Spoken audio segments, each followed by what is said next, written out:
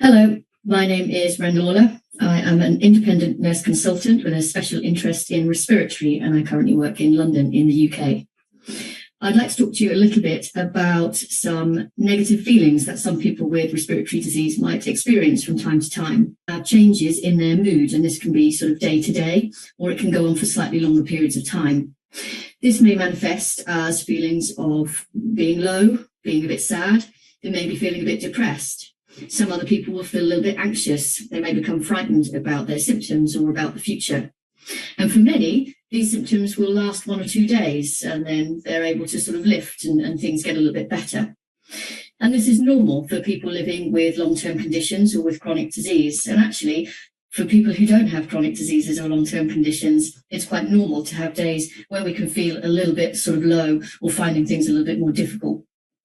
The problem occurs when we have these sort of bad days or these negative sort of days for longer periods of time. And when we start to struggle to switch those feelings off, or to try and brighten our day or feel a bit better about things or a little bit easier about things. And that's when things can start to feel like a bit of a struggle.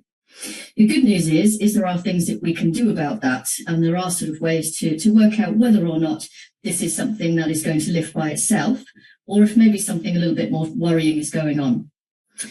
Within clinical practice, we use various scoring tools, and one of the ones that we utilise to look at depression and anxiety is something called the PHQ-4, or Patient Health Questionnaire 4. And this is 4 questions, 2 of which begin to look at anxiety and whether or not you have felt anxious over the last couple of weeks, more often than not. And the second 2 questions look at whether or not you may have felt a little bit depressed, more often than not, again, over those last 2 weeks. It's a very simple tool to use, and it's something that you can do by yourself.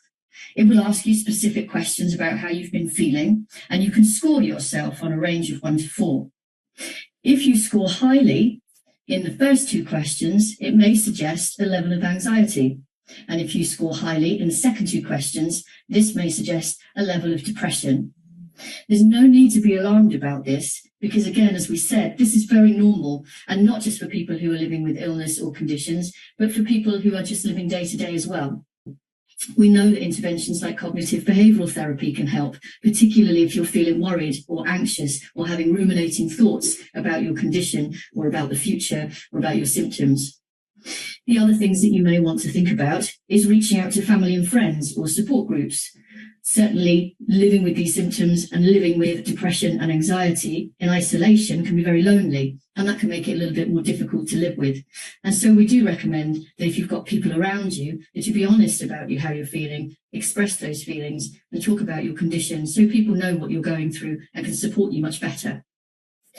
If these interventions don't work, or you're feeling a little bit worried about the depression, the anxiety, you're finding it difficult to move on, or you just think that you may need some more support, it's a good time then to speak to your doctor or to your nurse and explore with them your feelings and how you're coping with them, or maybe how you're not coping with them. There are other interventions, certainly pharmacotherapy and referrals, that we can do as clinicians to try and help you live your better days more often.